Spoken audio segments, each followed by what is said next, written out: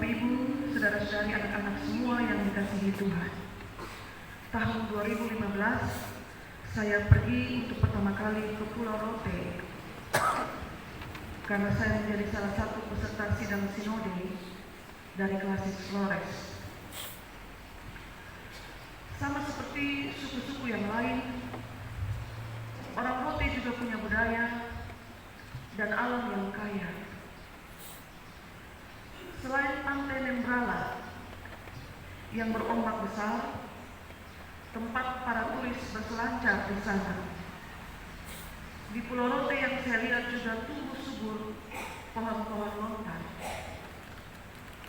yang menghasilkan air tuak yang manis dan juga diolah menjadi gula rote.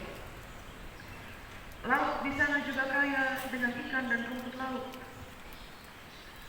Dan tangan-tangan terampil perempuan-perempuan Rote menenun kain-kain Rote dengan motif yang khas dan indah.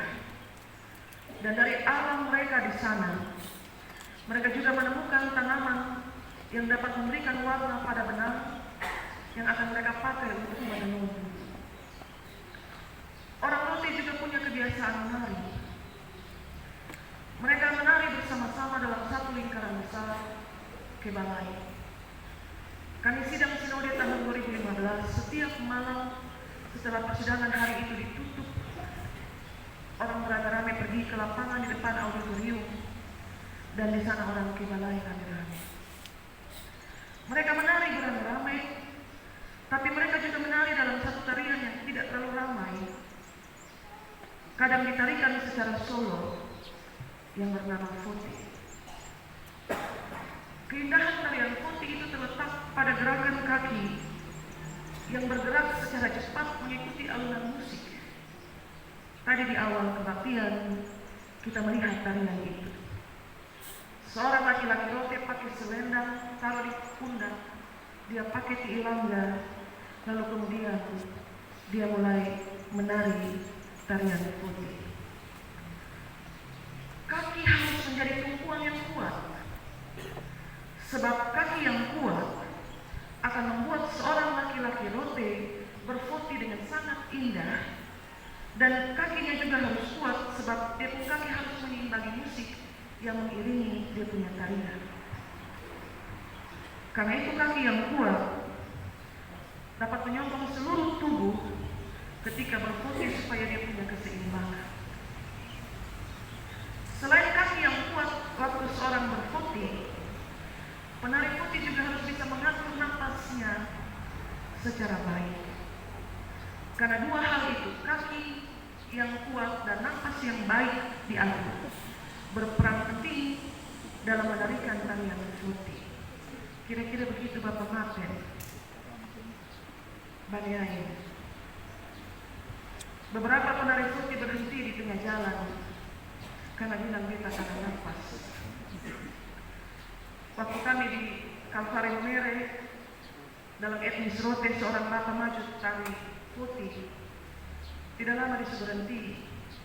Jemaat ada ketawa karena dia berhenti sambil dia bilang dia tak ada nafas.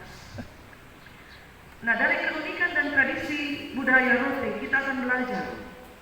Kita belajar begini Bapak Ibu. Kalau kita sebagai orang-orang berbudaya, kita mampu untuk menjaga nilai-nilai budaya leluhur kita dengan baik turun-temurun, maka sebagai orang Kristen, apakah kita juga menjaga dengan baik nilai-nilai kekristenan itu turun-temurun? Kita jaga kita budaya leluhur dengan baik, tapi apakah kita juga menjaga kita punya nilai-nilai kekristenan itu juga baik turun-temurun? Tarian Foti itu ditarikan dengan baik oleh anak-anak, pemuda, bahkan juga orang tua. Itu berarti pembudayaan terhadap tradisi itu berlangsung turun-temurun. Dia jadi warisan dari satu generasi ke generasi berikut. Menenun juga dapat dilakukan oleh anak muda, juga orang tua. Maka sama seperti Foti, dia dibudayakan dengan baik turun-temurun. Orang tua kasih belajar anak-anak, anak-anak meneruskan meneruskan itu pada generasi yang berikut. Dijaga tradisi itu turun-temurun. Kalau budaya kekristenan itu adalah kasih, solidaritas, empati, berani untuk bersaksi tentang Tuhan dalam pengajaran kita, budaya kita adalah bertemu dalam pengharapan kepada Tuhan, maka kita patut juga untuk bertanya, apakah pembudayaan terhadap nilai-nilai Kristiani itu juga kita lakukan dengan baik, turun-temurun, dan kita jadikan warisan iman bagi anak-anak kita. Jadi sederhananya begini, kalau saya jaga baik-baik saya budaya leluhur, dengan saya wariskan itu kepada setiap generasi turun-temurun, apakah nilai-nilai kekristenan juga saya wariskan dengan baik kepada mereka? Sekarang soal nilai kasih. Kalau kita budayakan kasih sebagai budaya dari nilai-nilai kekristenan, maka apakah perkelahian tidak terjadi? Kita budayakan kasih, kita sampaikan itu turun-temurun, apakah perkelahian tidak terjadi? Seharusnya tidak, karena kita membudayakan itu kasih. Kita hidup satu dengan yang lain, saling berkasih-kasihan. Kita wariskan itu kepada anak cucu kita. Seharusnya perkelahian tidak terjadi, seharusnya. Tapi kenyataannya, pembudayaan akan kasih itu dia hanya sampai pada ucapan di bibir. Dia tidak terus pada tindakan. Karena itu Tuhan Yesus bilang sama Yudas dalam kitab pembacaan, barang siapa tidak mengasihi aku, dia juga tidak bisa menuruti firman. Kita balik pernyataan Yesus, barang siapa mengasihi aku, dia ikut apa kata firman. Barang siapa tidak mengasihi aku, dia tidak ikut firman. Tapi barang siapa mengasihi aku, dia ikut firman. Justru karena kita mengasihi Yesus, maka kita ikut dia punya firman. Maka setiap kali kita bertindak jauh keluar dari apa yang dia firman, kita sebenarnya pantas untuk bertanya pada diri kita, apakah saya masih mengasihi Yesus? Sebab kalau saya mengasihi dia, saya ikut dia punya firman.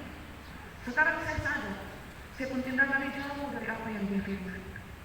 Apakah saya masih mengasihi dia? Yesus bilang kepada murid-muridnya, dia kasih teladan Bapak Ibu. Kenapa dia harus kasih teladan?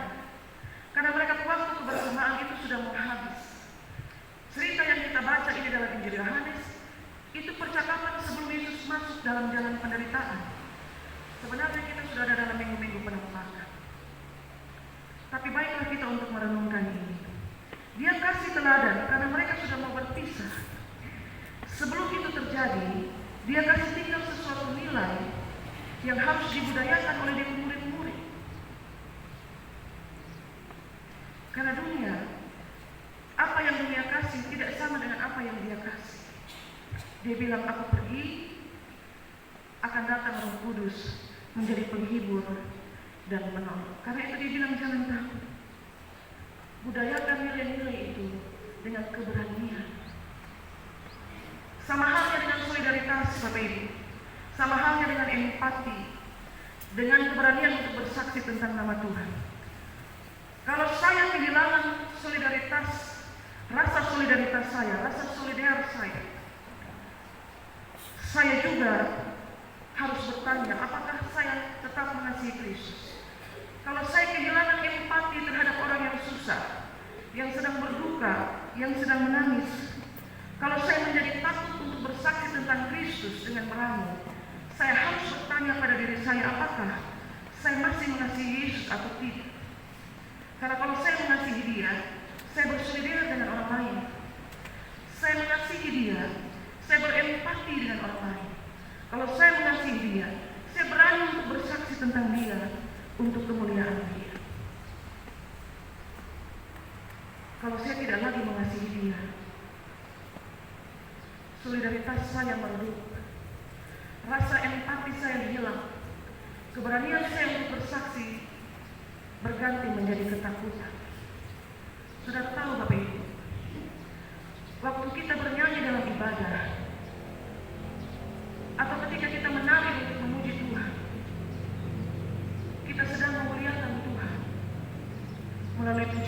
tari-tarian kita.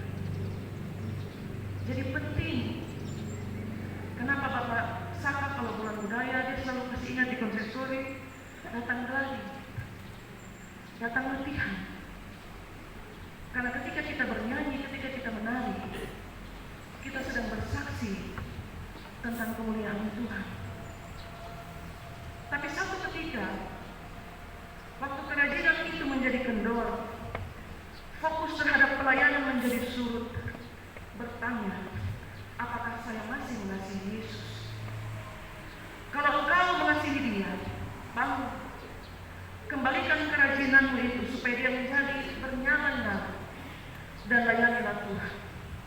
Jadi Dia memberkati kita, bukan supaya kita menyanyi bagi Dia atau menari, bukan karena kita menyanyi bagi Dia, menari bagi Dia, maka Dia kasih kita berkat. Tidak. Dia kasih kita berkat, sehingga dengan berkat itu kita nyanyi untuk Dia, kita menari untuk Dia. Maka berlatihlah dengan baik, saat hendak bernyanyi, aku bernari bagi Tuhan. Seorang penyanyi papan atas, Bapak Ibu, kalau dia mau tampil dalam konser, dia latihan itu berminggu-minggu, bahkan berbulan-bulan. Dia mau menari di hadapan manusia, di hadapan manusia. Engkau akan memuliakan Tuhanmu.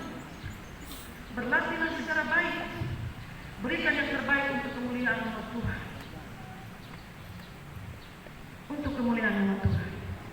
Karena dengan demikian kita sedang memudayakan nilai-nilai Kristiani. Dan ketika jemaat menyaksikan nyanyian kita, melihat tari-tarian kita, mereka menerima itu sebagai sesuatu yang baik untuk diwariskan kepada generasi turun. Demikian juga dengan solidaritas dan empati, Bapak Ibu. Kita semua ini pelaku-pelaku budaya leluhur.